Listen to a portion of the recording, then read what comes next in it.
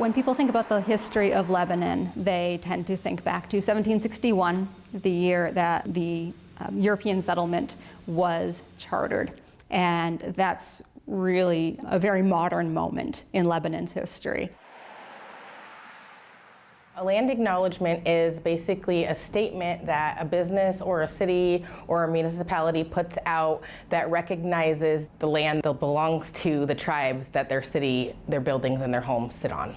A land acknowledgement is a way of uniting the past and the present, recognizing the history so that we can move forward in an equitable and fair way into the future. Every community owes its existence and vitality to generations from around the world who contributed their hopes, dreams, and energy to making the history that led to this moment. Some were brought here or removed against their will. Some were drawn to leave their distant homes in hopes of a better life. And some have lived on this land for more generations than can be counted. The city of Lebanon is situated upon ancestral and unceded lands of the Abenaki people, known as the Al-Nobe in their own language.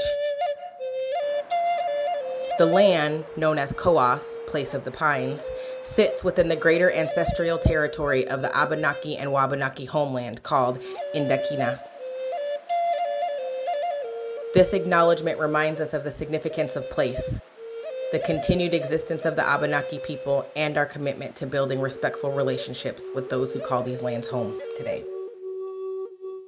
Before the European colonists arrived, the area that would become Lebanon had actually been inhabited for more than 12,000 years. First by Paleo-Indians, who were the ancestors of the Abenaki people, and then starting around 800 by the Abenaki people themselves, including communities like the Sikoki and the Coasek. I'm an instructor of the Abenaki, or also known as Abenaki language, the director of the School of Abenaki at Middlebury College, and I also teach through our family-run Ndakinna Education Center. I'm wearing the hat for spelling. The history of the Abenaki people here is definitely something that I know a bit about, but there are so many other voices that need to be heard to really have a clear picture of it. But it is many thousands of years of history that brings us to a place today where we still maintain a connection to our culture and to our music and to our language and to this land that's really, really important. It has been through a long period of silence, and voices are being heard again, which is wonderful in this region. Our Abenaki roots may be hidden, but this we already know. It's from hidden roots that we grow. I knew a lot about the history of the area, but there was this kind of void of what came before the European settlers, and so I started taking archaeology classes at the University of New Hampshire and got really interested in learning more about the Native American occupations of New England as well. My interest in this history came about when I was an undergraduate at the University of New Hampshire and had my first opportunity to work on a Native American site. Part of the problem is that we deal almost exclusively with objects, with things, and we can learn a lot about those things and indirectly about the people who made and used them. But there are a lot of things, a lot of parts of the human experience that we can't reach with archaeology. When I began to learn the language, it looked like it was going to be entirely lost. And I didn't want to see that happen. It was something I'd heard as a child. My father was so intrigued by it and included it within his books and his early writing within the traditional stories of this region that tell about how people came to be, how the land came to be shaped. And it always felt to me more poignant and truer within the language itself. And that drew me to a real understanding of Oloma Waldama Wonganao, the truths, Oloma Waldama Wonganao, that are held within Londwa Wonganek, within the language. And I think can only be found through it. I'll say that in the language, one thing is, and we see it now in the fall, we think of a color as fixed, but leaves are not green. Leaves are in a state of being green. And in the fall, we're reminded that they can, of course, change. And Algonquian languages, which Western Abenaki is one of, the dialect that I teach and speak, is a language that is based in events or verbs. And verbs are always in a state of being or becoming, an occurrence, a happening. And to see our lives in that way, and I certainly see my journey with language in that way, it is still becoming, it's still shaping, it's changing, which is such a central part of, I mentioned culture, I mentioned song, and I mentioned place. And for me, it is the language that really brings all of those things back home to us here in Ndakinna, which is what we would call this place, our homeland, Ndakinna. I'm thanking my mother and thanking my father today. But all that they've given us has slowly been taken away. Our mothers beneath cement, our fathers above blackened skies. While the rivers flow with her blood, the rain is the tears that he cries. Away, ah, away, away, ah, away, away, ah, away, away, ah, away. There are certain places that were particularly important to Native people. Major waterfalls. They were important fishing locations in the spring. There were places where you'd have to portage a canoe as you were traveling up and down. They were often the location of villages, as were the confluences of major rivers. So if you go up to the Lebanon-Hanover area and you look at the confluences of the White River and the Mascoma River, that would have been a really central place for the Abenaki. And that area is in the heart of Ndakinna, the traditional homeland of the Western Abenaki people. Right about 13,000 years ago, in this area, Native Americans who had been further west in North America migrated into this area because it was newly available. It was open tundra, like it would have looked like northern Canada or northern Alaska now does, with caribou roaming around. The big, rich agricultural fields along the rivers were then often planted in cornfields for the Native American villages. And so when the settlers got here, there was all these cleared fields, and the hills were covered with trees, but most of the bottomland were open. And it was not because they were just randomly abandoned fields, it was because the Native Americans had been clearing and cultivating these fields for thousands of years here. We all share this place we call Ndakinna now, and it is thanks to the stewardship of thousands of years of people before others came, Awanigik or Awanotsak, literally meaning people who are strange, when people came who were from a different community to this place. The erasure happens in all kinds of ways. There's the erasure that was imposed when Europeans took this area over, and one of the first things they began to do was to deny that the Native people had ever really had a permanent presence here. You can find textbooks in the state of Vermont as recently as 1970 stating categorically there were never any Indians in Vermont. The driving people off of our home caused some people to go into deep hiding, to remain.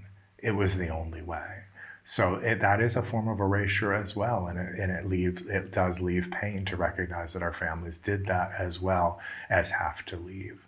And those are parts of a history that we, when we acknowledge the history that's here, we look at the rivers first, we look at the water, we look at the land, and we are reminded that these are things that have been looked at by people for a long time, and we need to come into relation with those.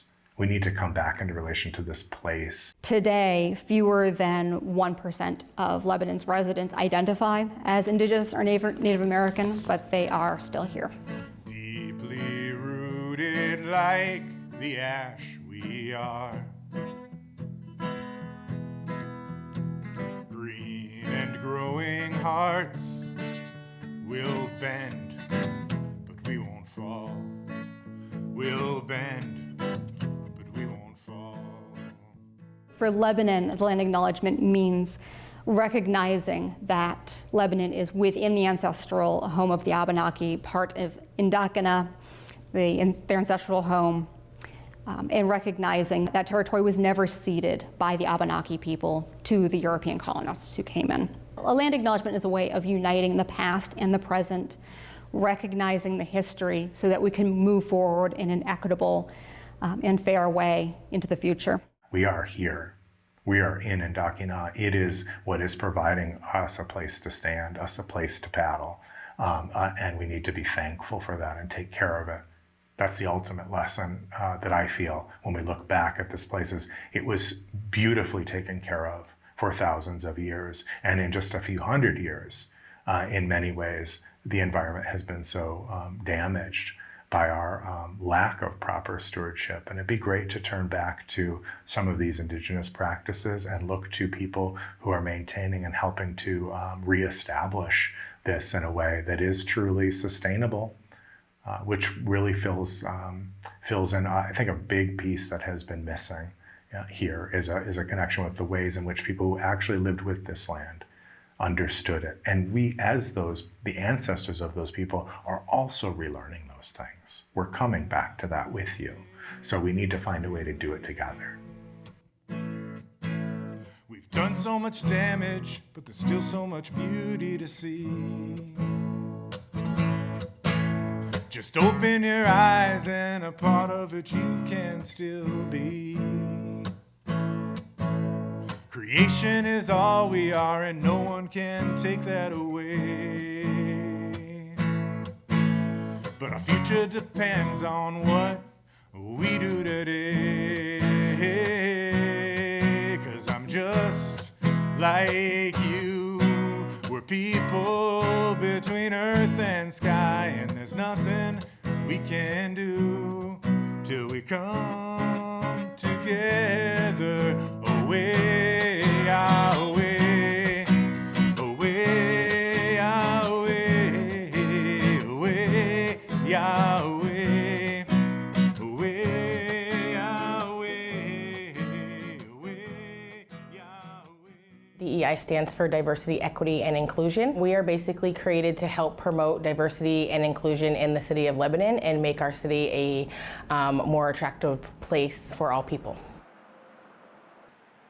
A city historian is basically the keeper of the history. One of my roles is to study Lebanon's history for education, for communicating Lebanon's past, and advocating for understanding the history of the place to benefit the future.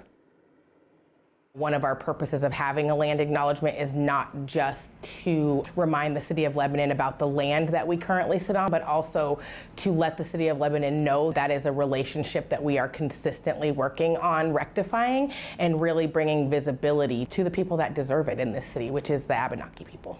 This is an opportunity for us to begin a conversation and begin to learn more and listen to those voices of people who have connection with this history on different varying levels and meet each other where we are. I think that because we adopted it with the purpose of also including action, I think it made it that much more acceptable for people. And I know that really working with the chief and telling him that one of the reasons that we want to adopt a land acknowledgement is so that we also are reminding ourselves that we need to have action. Thankfully, I think in recent years, the city has come to recognize this and that there's a movement to recognize the community, recognize its history, and create more of a partnership moving forward.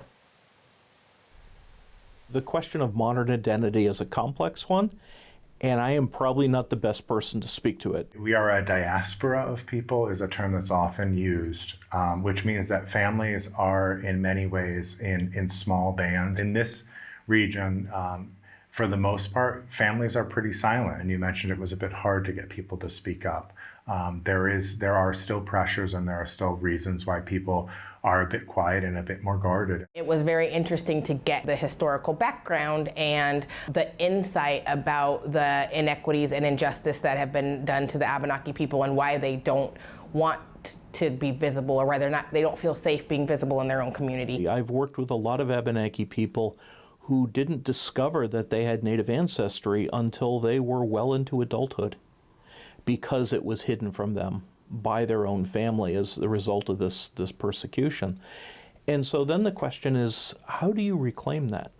I can say that I often saw people re-identifying and reconnecting with their indigeneity, as we are now saying, through the language. It's been a wonderful vehicle for that opportunity to happen. And the language has been there to offer not just words to put to that, but community. Because we do have within our efforts, our reclamation efforts, the development of a real community, friendships, families coming back together.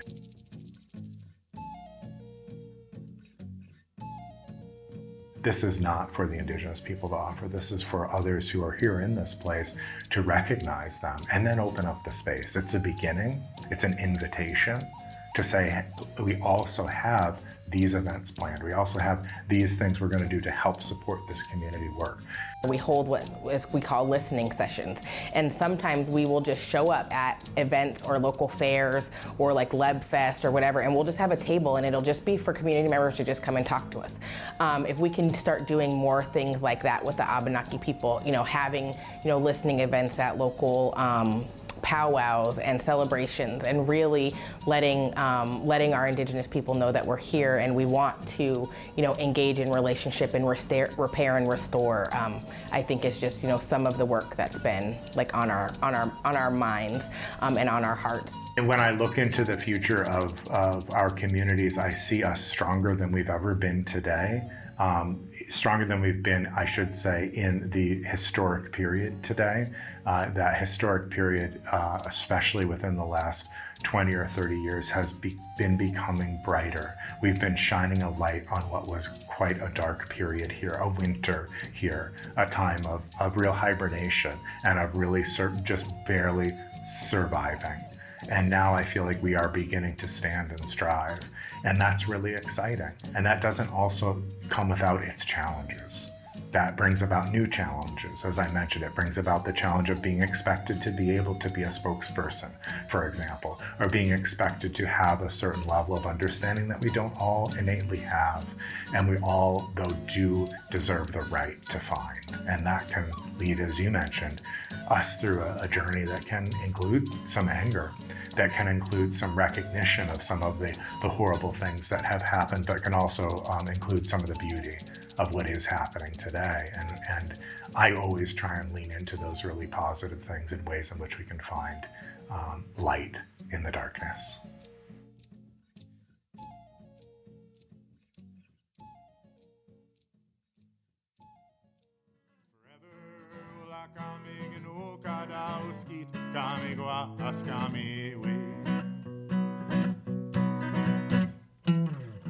Hear the cry, can you hear the cry?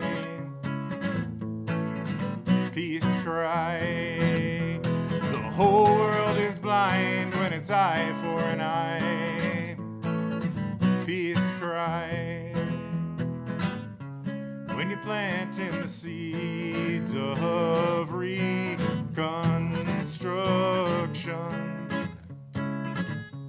take stepping off the road of destruction,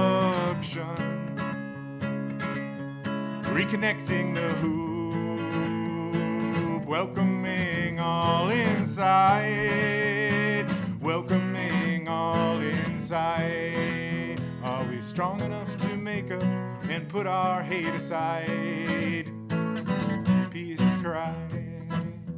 The whole world is blind when it's eye for an eye.